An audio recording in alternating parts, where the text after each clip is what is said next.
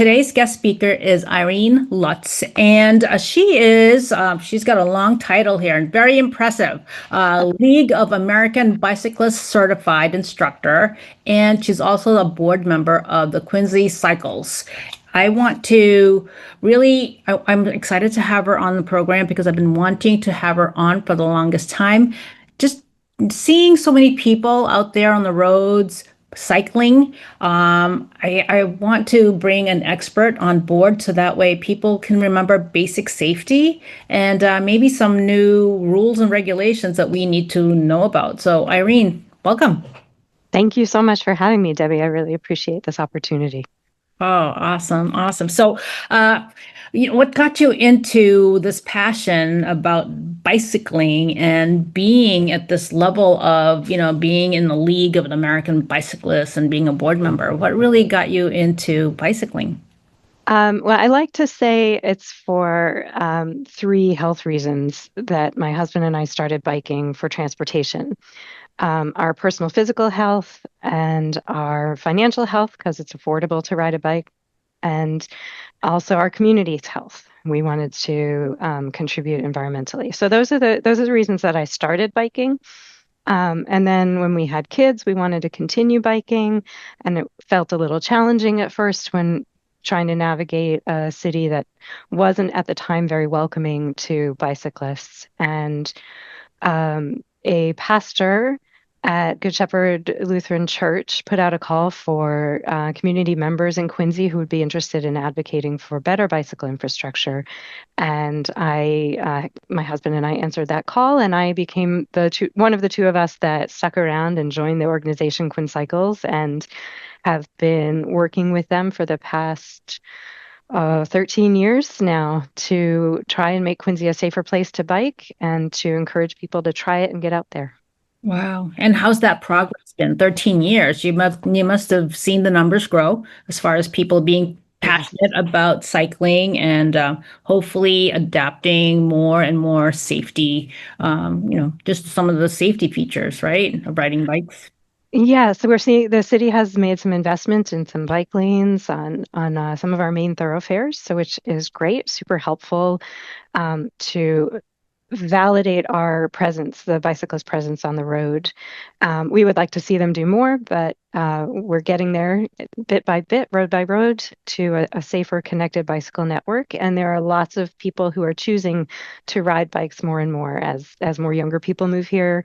There's been a trend that people don't get their licenses as early as they used to, or just would rather bike and walk to places. And I think Quincy is a really great city for that. We have such a connected, not very spread out community. So you can get a lot of places here easily walking and biking, and also if you add in transit. So That's great. And how does Quincy compare to other cities who have established certain roadways, safety roadways for bicyclists? Is it getting up there in comparison to other cities and towns in the area, or are we ahead of the curve? How does that look?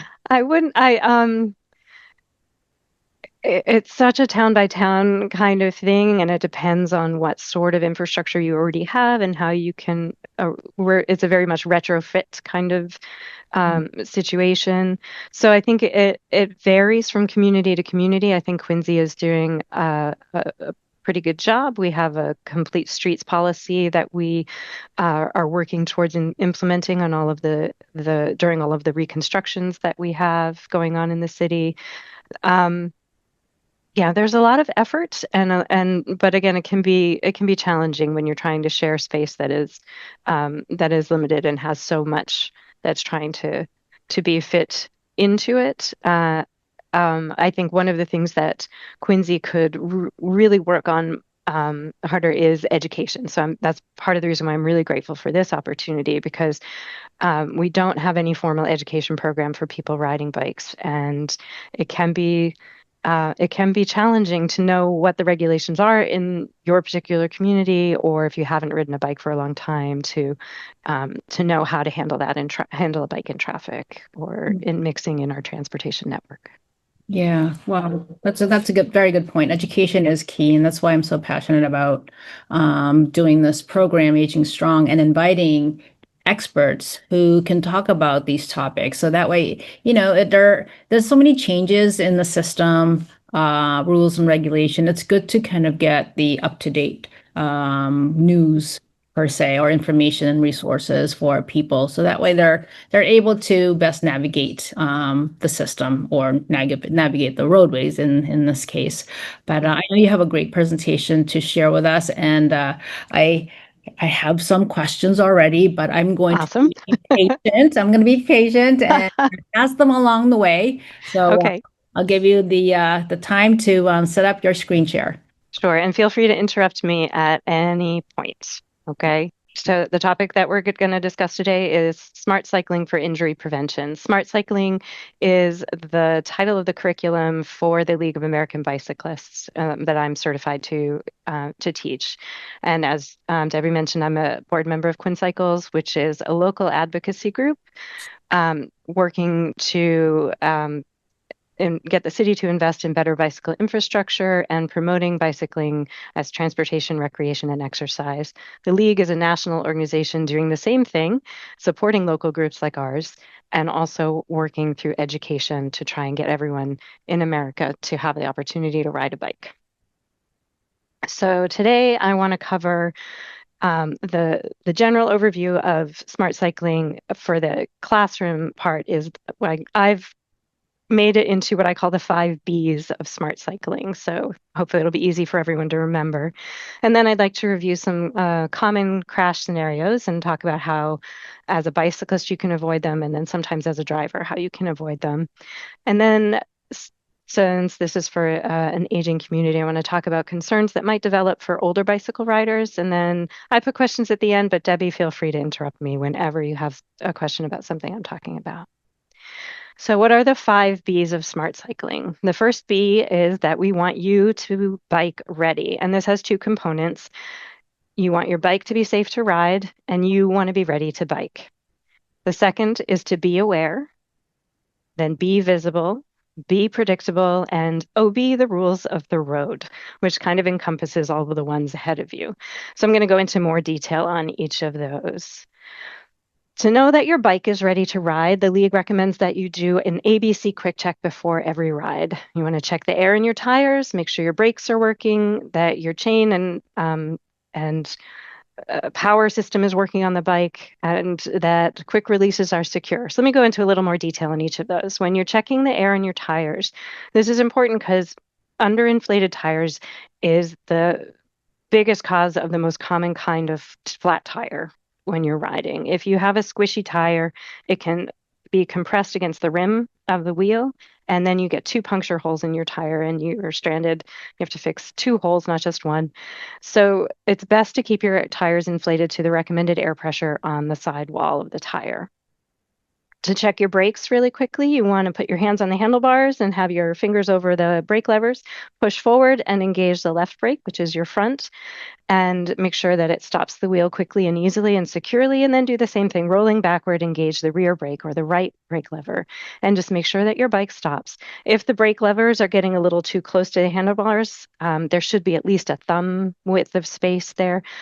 If there isn't, and they're getting closer and closer as over time, as you're testing your brakes, you'll know that your brake pads are wearing out, and you can take your bike in to get those replaced. C is for cranks, chain, and cassette. So all of those are the components of the power system of the bike. The cranks are the levers that the pedals attach to. The chain connects the pedal motion to the rear wheel via the cassette, which is that group of gears in the back. And what you want to do when you're looking this over is just make sure everything's running really smoothly. There are no kinks in your chain. It's not squealing or rusty, that everything's working well. If your chain has been falling off a lot lately when you've been riding, you'll know that it's probably gotten a little wear, or it's called chain stretch, and you might need to go get a new one. The quick releases are parts on the bike that make it easy to adjust things, right? So on your seat post, you might have a quick release lever that opens up and you can raise and lower the seat, but more often they are on the axles of the wheels, and they'll allow you to get the front wheel off the rear wheel off easily to change a flat tire. If I've done this. Sometimes you get parked in a bike rack that's really crowded, and as you're pulling it out, this happened to me. My front um, a quick release got caught on somebody else's bike and opened up, but I didn't notice until I started riding, as I hadn't done my ABC quick check right away. And I had a wobbly front wheel, had to get off, tighten it up, or I might have just lost my front wheel, which would have not have been a pleasant situation. And then the check part of the ABC quick check is just in the first few minutes of your ride, pay a little more attention to what's going on with your bike. Does everything feel right? Is anything rattling? Is something loose? You just want to have a sense of how your bike is functioning. And when you do this regularly, you develop a sense of when your bike needs some extra loving care or maybe another tune, like a tune-up. So that is how we keep your bike ready for you to ride. And you should also be comfortable on your bike. It should be fun and easy to ride your bike. And if anything hurts, if anything's uncomfortable, please talk to a local bike shop owner or a fit person at a bike fitting person at a bike shop, just to find out how you might be able to adjust your bike to have it fit you and make it comfortable. And please, if you are riding in the morning or in the evening, if you do commute by bike, make sure you have lights with you. It is now legally required that you have a front white light and a rear red light in Massachusetts if you are riding anytime within a half hour before or after. Before sunset or after sunrise. And if you don't have reflectors on your pedals, please wear ankle reflectors, which are really great for also keeping loose pant legs out of your chain. So definitely use those, please. And then you want to be sure this second part of this first B is that you are ready to bike. So dress for your ride. We recommend that you dress for the last mile of your ride. If you're in cooler weather, you don't want to go out all bundled up for the warmth if you're going on a 20-mile ride. You want an underdress so that as your body heats up, you don't get overheated. But if you're in cooler weather and only going for a mile or a two ride, then you want to make sure that you're warm enough to stay comfortable in that short amount of time. You want to plan your route, have a repair kit for things that you know how to do. So perhaps tools to fix a flat. You'll need tire levers, a replacement tire or a patch kit, and a pump. And other things that you might need, your phone, money, ID, a snack, water, lock if you need to leave your bike anywhere. And then also have a backup plan. If something happens to your bike that you can't fix, you might then lock your bike up and get a ride home and come back to get your bike later. Or if you're on a bus route, you might put your bike on the bus, get home that way, and take care of whatever the problem was that developed. And the biggest thing that will help you bike ready is to build your bike handling skills. And this is something that we teach in the on-bike portions of a smart cycling class. We want you to have control over your bike, and that helps you follow all the rest of the B's, right? So you want to be able to start securely and efficiently and stop with the bike under control.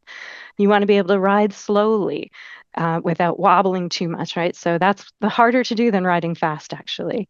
You want to be able to steer in a straight line, especially when you're scanning, which means looking over your shoulder behind you to see what sort of traffic is approaching you. You want to stay in a straight line when you take your hand off the handlebar to use your signals and communicate to the drivers around you.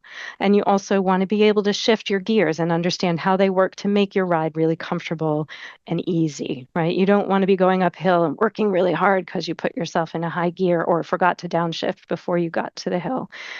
You want to use those lower gears to make it easier to climb hills. So that's the first B. Oh, I almost forgot the most important thing. Helmets. There's some impressions from how they're talked about sometimes that there's some confusion about what they do and don't do. So I just want to clarify. A helmet protects your head against injury, and that is super important because you have only one brain. However, they are not magical crash prevention bubbles. Okay, so a helmet will not make up for poor riding behavior. A helmet will not help you avoid a crash. A helmet is a passive protection device that will protect your head should you end up in a crash. Also, sometimes when we wear safety devices, we unconsciously take more risks. So while I encourage you to always wear a helmet because it is super important to protect your one and only beautiful brain, please don't take extra risks because you have one on. The second B, be aware. So when you're out riding, whether it's on a trail with just other bicyclists and pedestrians, or whether it's on our roads with traffic as well, please anticipate what the people around you are going to do. Watch for turning vehicles. Watch for the dog on the leash who's on the trail in front of you. Just staying aware will give you time and space to respond to hazards that are developing or are in front of you. Ride outside of the door zone, and we'll talk a little bit more about this. You can see from the image on the slide what that might mean, but that is in our crash section. I will talk more about that. Please don't compromise your senses. I know a lot of people like to listen to music or podcasts while they're biking or working out, but please don't wear both of them, right? If you're going to listen to something, keep at least one ear open so you can hear what's going on around you. Don't text while biking. Sounds impossible, but I have seen it done. Please don't minimize distractions and stay focused on what you're doing. In fact, almost half of all crashes are solo crashes, right? People riding a bike fall over because of a hazard or fall over because they lose their balance. Solo crashes are the majority of crashes for people on the bike, and they are actually the most preventable. So look out ahead for debris. Puddles are not always just puddles. Don't ride through puddles because it could be a very deep pothole that could throw you off your bike. Railroad tracks, you want to approach those at a perpendicular angle so you don't slip into the space between them and get your wheel caught. Wet leaves and sand can if you're going around a corner, can have you slide out, have the wheel slide out from under you. Rain on paint. I used to say wet paint, but that never made sense. Rain on the paint markings on the road, make them slippery, except for the green paint. Green paint has a gritty sand in it to make it safe for cyclists because it is specific to bike infrastructure. But the white paint markings, yellow paint markings can be very slippery if they get rained on. Manhole covers, the wet metal can freeze in colder weather before the rest of the road does. And then also large trucks and buses are hazards to cyclists. The blind spots on these vehicles are enormous for their drivers. As soon as they turn around a corner, they can no longer see behind them on either side.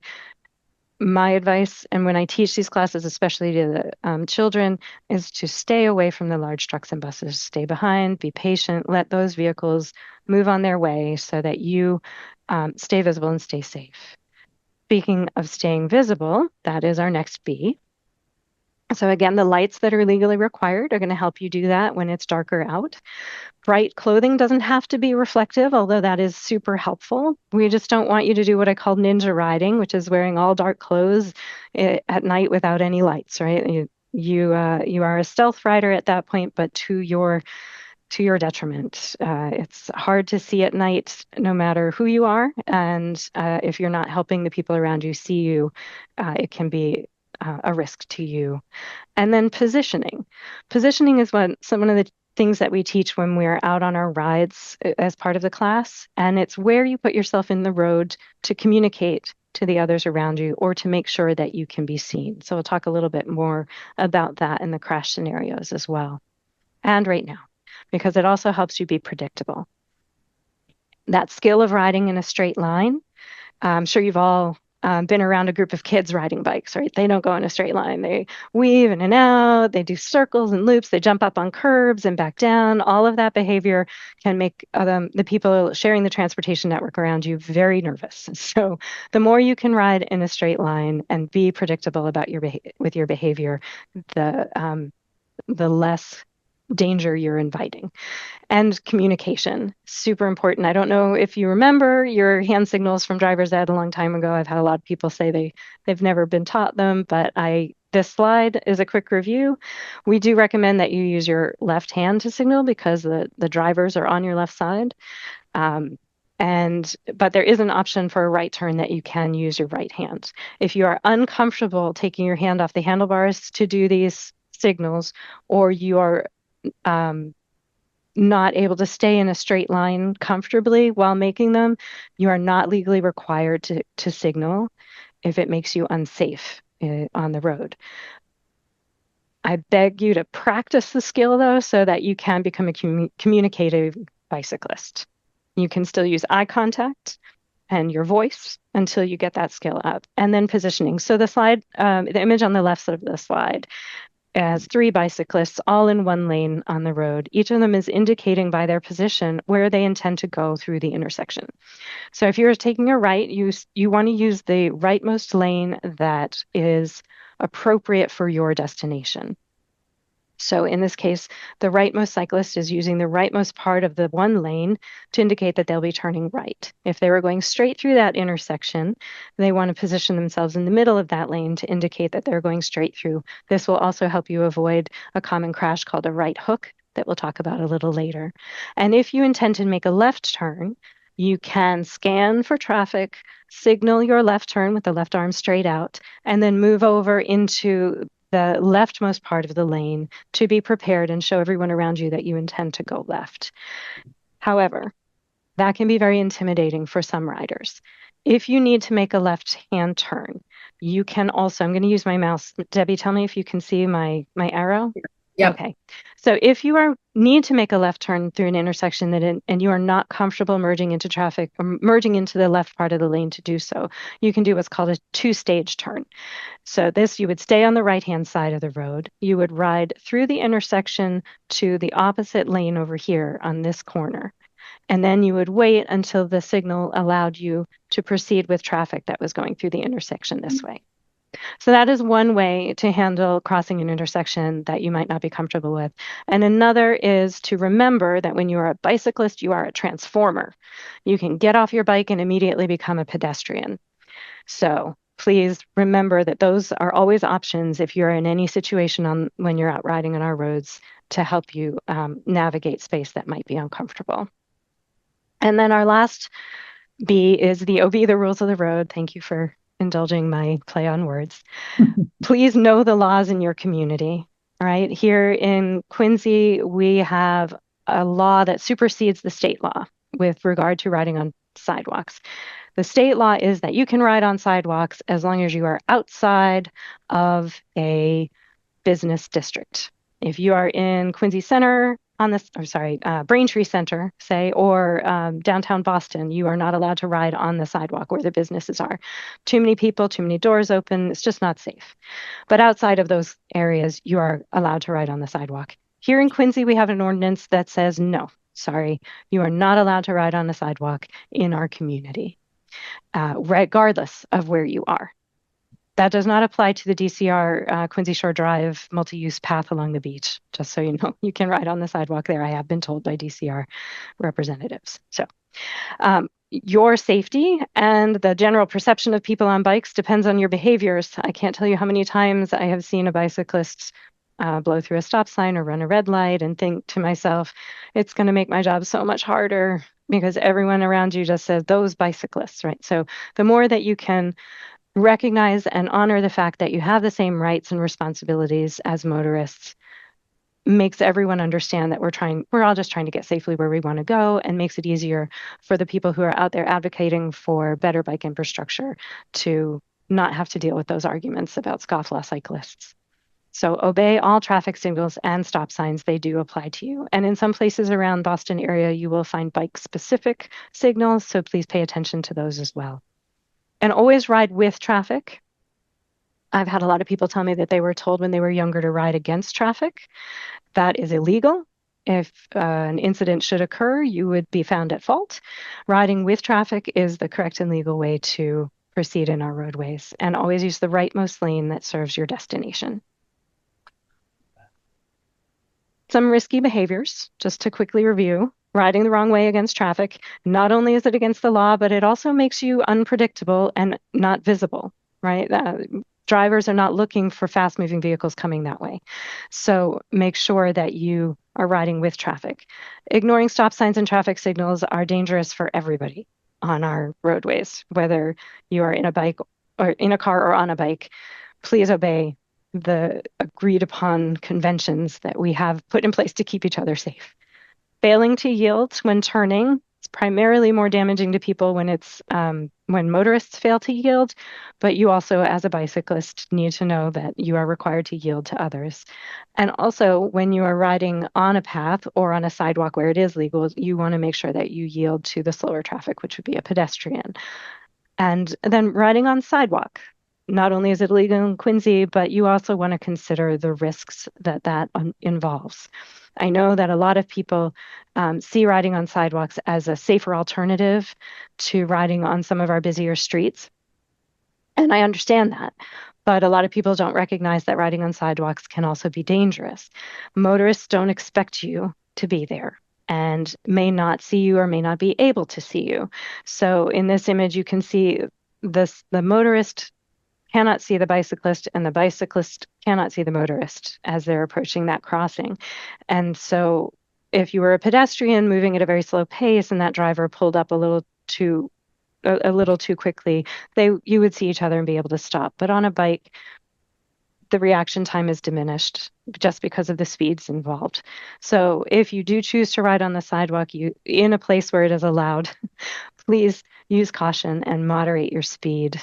Know the law in your community. And if you do need to avoid an uncomfortable street, please decide to become a pedestrian. Do the transformer action and just walk your bike for a little while. So there are 5 layers of safety that I want to talk about. The first one is you being able to control your bike. That is the first thing.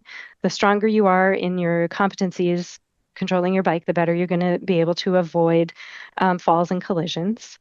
The next level is obeying the law. This is going to keep you from causing traffic crashes, right? So you want to control your bike and obey the law, and then position yourself to discourage other people from making mistakes around you by being predictable, right? Being visible and being predictable is going to encourage people to respect your space on the road.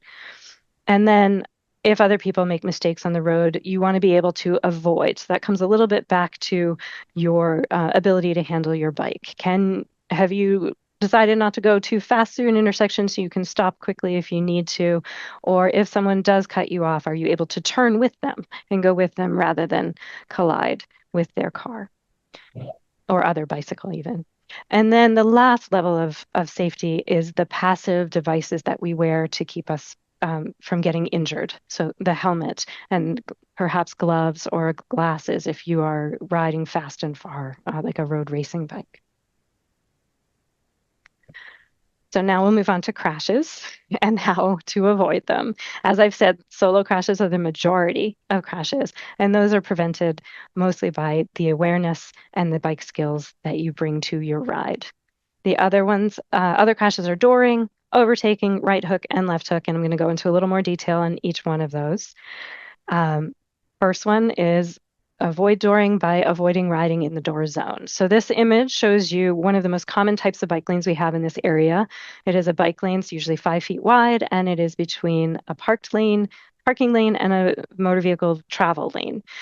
You want to, as a bicyclist, ride in the left-hand side. In this image, that side is painted green, which puts you away from the doors of the parked vehicles and closer to the moving vehicles. This can feel uncomfortable for some people, but please recognize that a person actively driving is going to be more aware of what's happening on the road and you there than a driver who just parked and finished a phone call or a text and grabbed their bag and put their water away and then just opened the door without thinking. Right? So you want to make sure that you stay away from the possibility of that happening. If those parked vehicles are crowding into the bike lane, or not quite as close to the curb as they should be, please feel comfortable taking the vehicle lane. All lanes are bike lanes. You are allowed to ride outside of the bike lane. It is not required that you put yourself at risk simply because the lane is there. Please take the lane if you have to. And drivers, when you are parking your car, please try to use what's called the Dutch reach.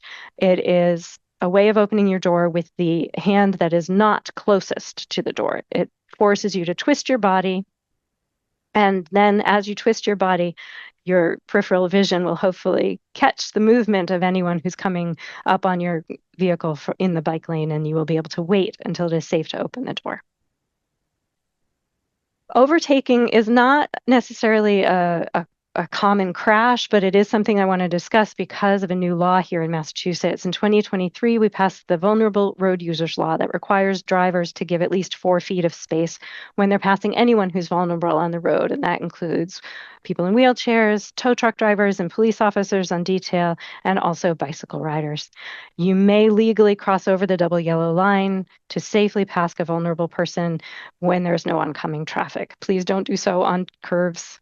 People pass me all sorts of in dangerous situations, so pay attention to what's going on around you as a driver, as well as safely passing the bicyclist.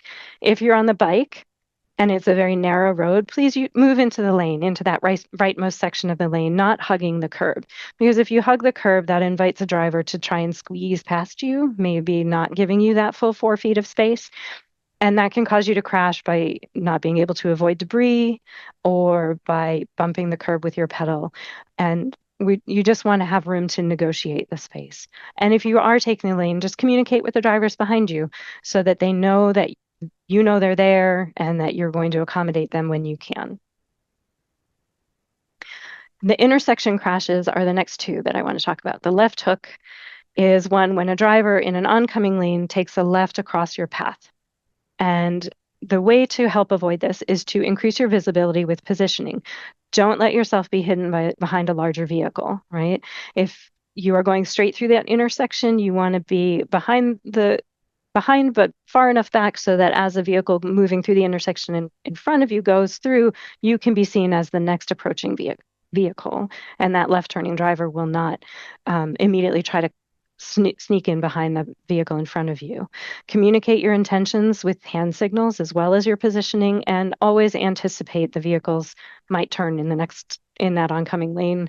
We know Massachusetts drivers don't like to use their indicators. And always feel comfortable slowing down through intersections so that you increase your ability to avoid a crash should a driver make an unsafe decision. Right hook is when a driver passes you, whether at an intersection or to get into a driveway of a business or a home, where they pass you and then turn right in front of you. So this just requires a lot of awareness of what the vehicles around you are doing and whether driveways or cross streets are coming up in your path. Communicate your intentions with a driver, again, with hand signals or positioning. So this bicyclist may have approached this intersection after the driver stopped. There's no bike lane, but if there were a bike lane, they might feel like they should stay there. But they want to go straight through the intersection. In this situation, I sometimes turn and I make eye contact with the driver and let them know that I'm going to be moving straight through the intersection. And then they'll nod and say, okay, go ahead. And nobody has to worry about being in each other's way. And always, if you're coming up on an intersection that has specifically a straight or right turn lane, you want to get into the lane that is appropriate for your direction of travel, which may require you to scan behind you, make sure there's space, signal to the people on the road that you're moving over to the left, and then doing so when it is clear. So those are the most common types of crashes: solo crashes, dooring, right hook, left hook, and then the overtaking concerns that you want to think about. And then as we're aging, there are concerns that might develop for adults as we all get older. Every day I'm getting older. So you might have changes to your flexibility and balance and strength. Your reaction time might slow down, and cognition. So I just want to talk a little bit about that because the joy of biking is something that should be available to everyone. And I don't want people to think that they have to stop because of these reasons. Flexibility can require you to use a different type of mounting technique to get on your bike. And these images show a bicycle rider laying her bike down on the pavement in front of her, stepping over the frame so that she's straddling the frame while it's laying down, and then lifting the bike up underneath herself so that she can then mount and ride.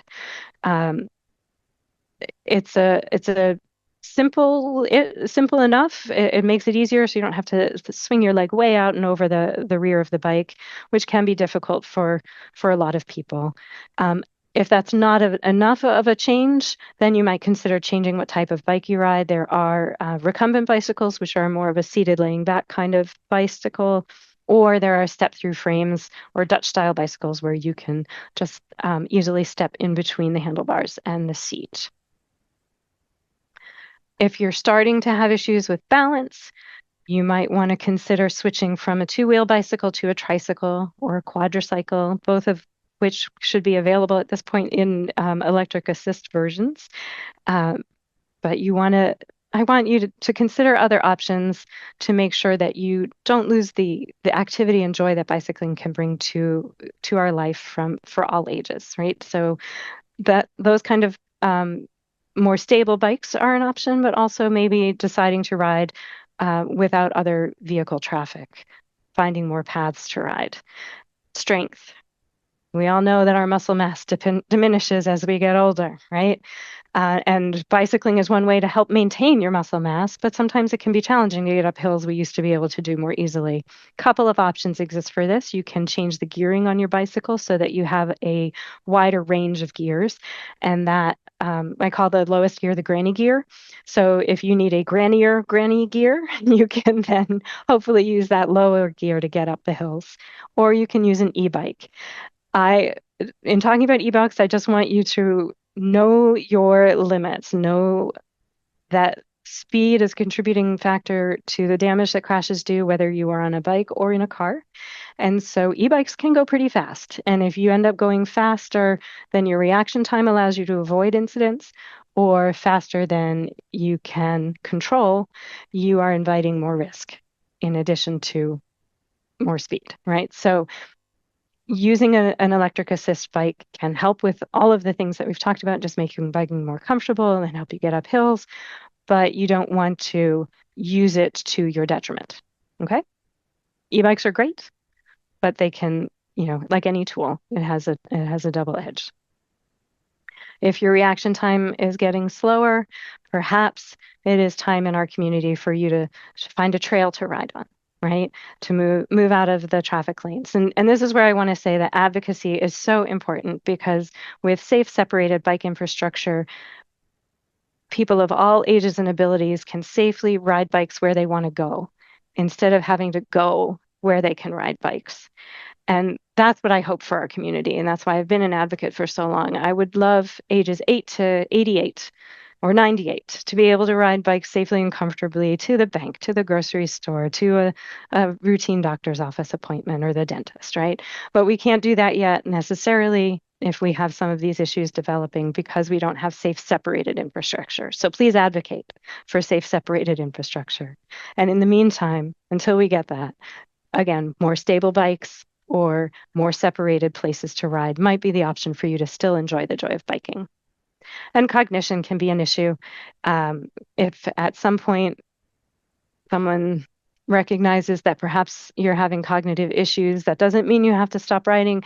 It means you may need a partner to ride with, perhaps a tandem bike, perhaps a pedicab, right? There are options out there, and I just don't want people to give up on riding as we get older because it is such a joyful experience. And if you're a new rider or an aging rider, choosing where to ride is important. Paths and trails are comfortable. Neighborhood streets can bring you to most places. And then again, do your transformer routine to cross over those occasional intersections that are less comfortable for you to ride. Bike lanes, advocate for them everywhere. And sidewalks, where allowed, can be an option as long as you recognize the risks that we already discussed. If you want more information about the Smart Cycling curriculum, please visit the League of American Bicyclists website. They have an online learning center that has a lot more classes about maintenance and group riding and trail sharing. But most of all, just get out there and enjoy the ride because biking is one of the best ways to be and get around, be active and to get around in our communities. So thank you. Debbie, I hope I didn't go too long. No, this is How are we great. doing? Oh my gosh, doing great. You covered Okay. so much, and Yeah. I was jotting down some notes to ask along the way. Uh, Great. so it sounds like really the best way to really enjoy a safe ride is, like you said, predictability. And Yeah. that actually, under that umbrella comes obeying the road, making sure your bike is safe, it's rideable, Yeah. knowing the ABCs like you mentioned, and all the Bs that you talked about. But predictability also would come in with the people on wheels that is around you, whether they're other bikers or maybe people in a car, trucks. the more Hmm. people is, looking like they're obeying the roads, then it feels safer to have those people around. Because as somebody who drives a car, I Hmm. get a little nervous. I do get nervous when I see Yeah. people on bikes because I don't want to hit them. And so I Yeah. go out of my way to make sure I am, the distance is there. Hmm.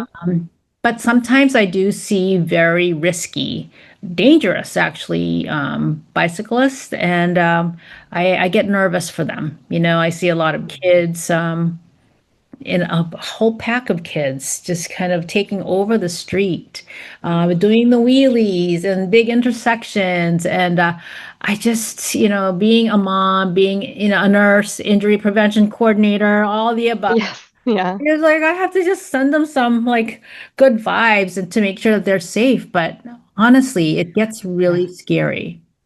Yeah, I appreciate that. Nobody wants to hurt anybody Yeah. when they're out on the road and driving. I was taught driving a car is like driving a weapon, right? You can do a lot of damage with your car.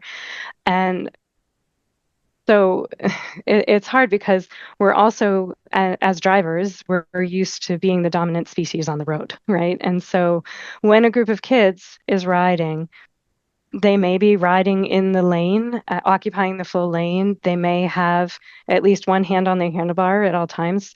These are the legal requirements. They may be wearing helmets. And all of those things are legal and allowed. And still, as a driver, we're like, there's kids in the road. They shouldn't be there. Now, I'm not speaking to bicyclists who are riding the wrong way or wheelies with no hands or things like that. But hopefully today's presentation allows some drivers to recognize that some behaviors that we perceive when we're in the driving position as being risky or illegal are actually not so much. Like if someone's in the lane, it may be because they need to avoid hazards in the bike lane. Or if someone's in the lane, it may be because they're going to turn left, but they can't comfortably signal by taking their hand off the handlebars, right? So those behaviors are legal, but as drivers, we think, what's this bike doing here? I'm uncomfortable.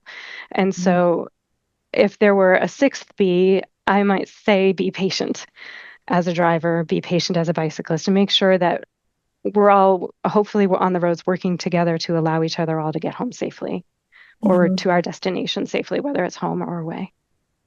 I agree. I agree, definitely.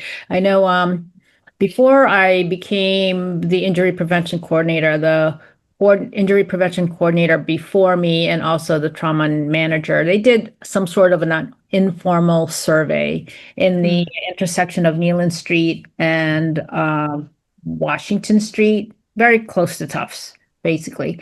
And what they were doing was they were taking a look at distraction, distracted pedestrians, distracted drivers, and also distracted bicyclists. mhm. And they would just kind of, just go down the list. And they were there maybe for 30 minutes. And they noticed there's basically a lot of distractions.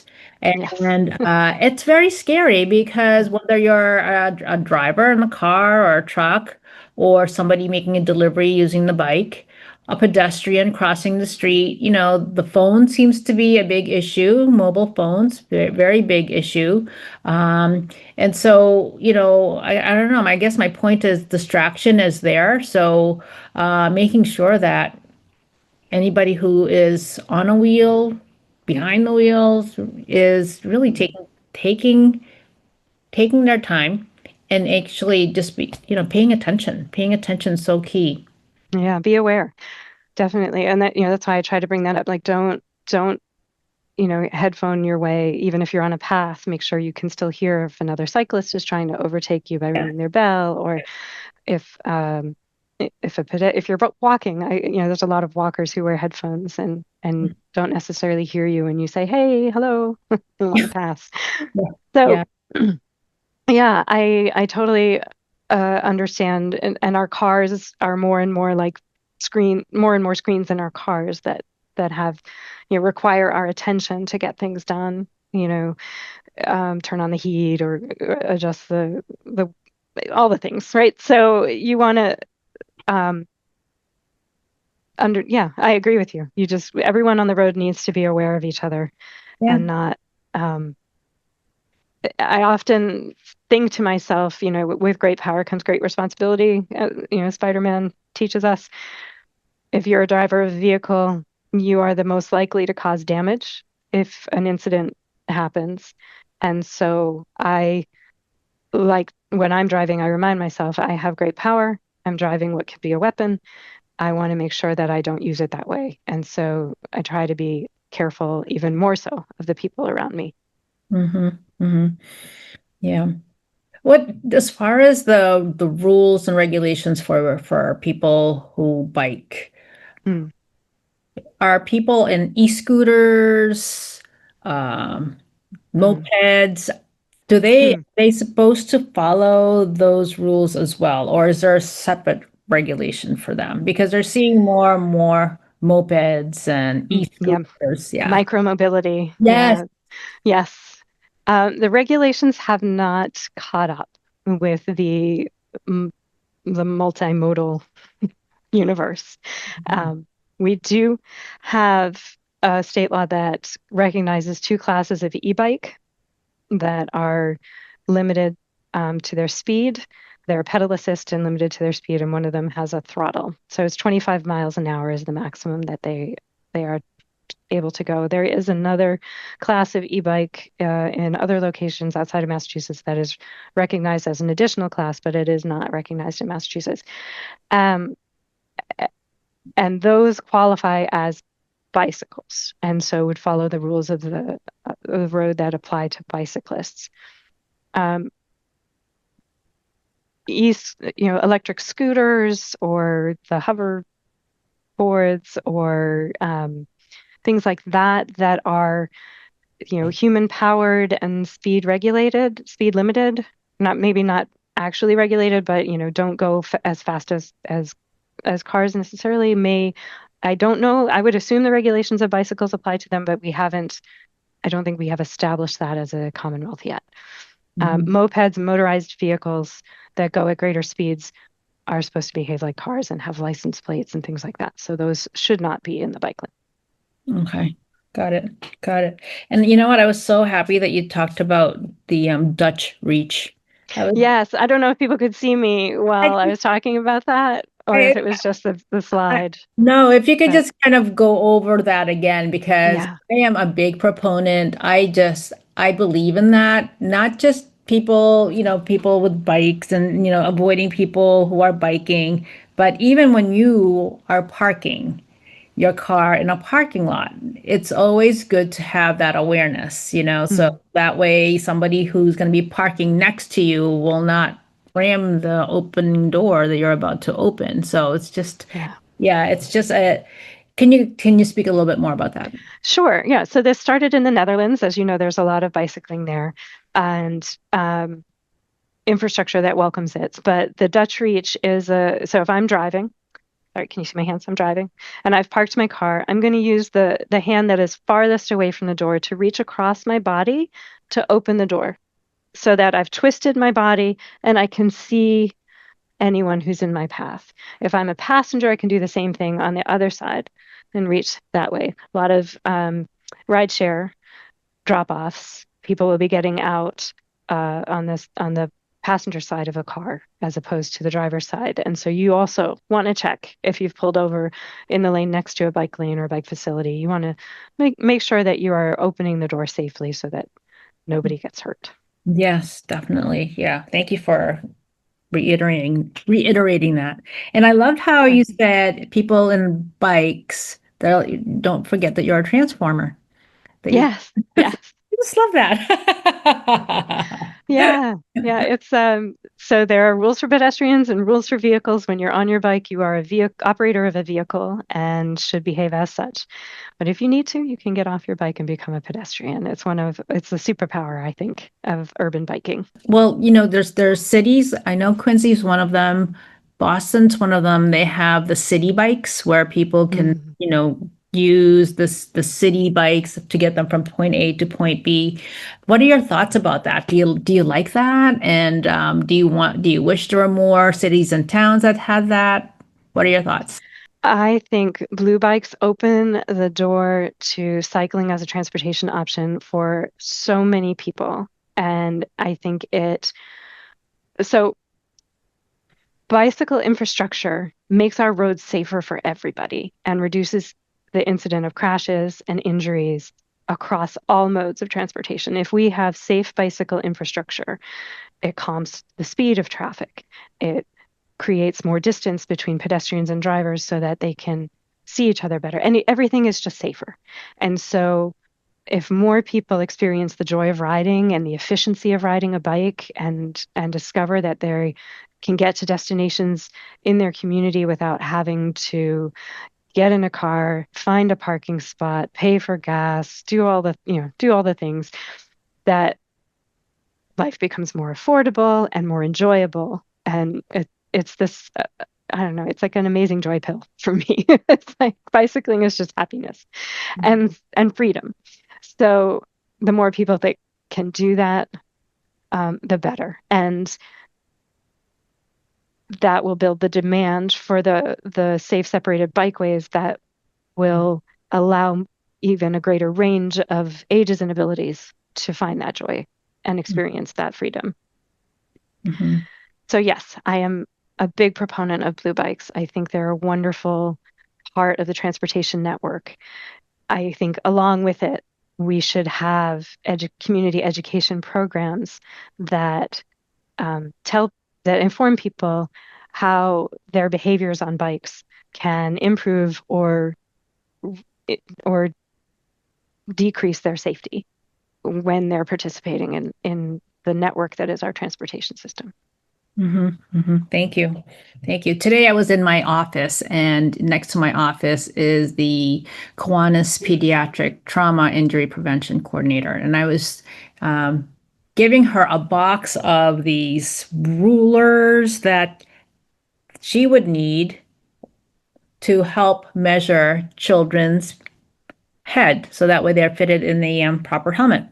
And I Mm, totally understand um, your philosophy as far as, helmet does not permit risky behavior. I totally understand that and agree with that.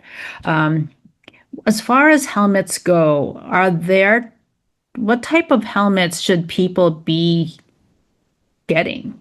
If because there's different shapes and sizes. You had a slide that mm. some that were kind of more rounded, and there were some that had, the little pointy thing, like the little cap. How do you know a helmet is properly fitted, and Mhm. what type should bikers, people who want to ride bikes, what type should they wear? Should they decide to wear it? Okay. Those are great questions. Let me talk about bike helmet fit first. Mhm. So when we're teaching bike helmet fit, you want the helmet to sit on your head so that it is parallel and no more than 2 fingers above your eyebrows, right? So a lot of people will put their helmet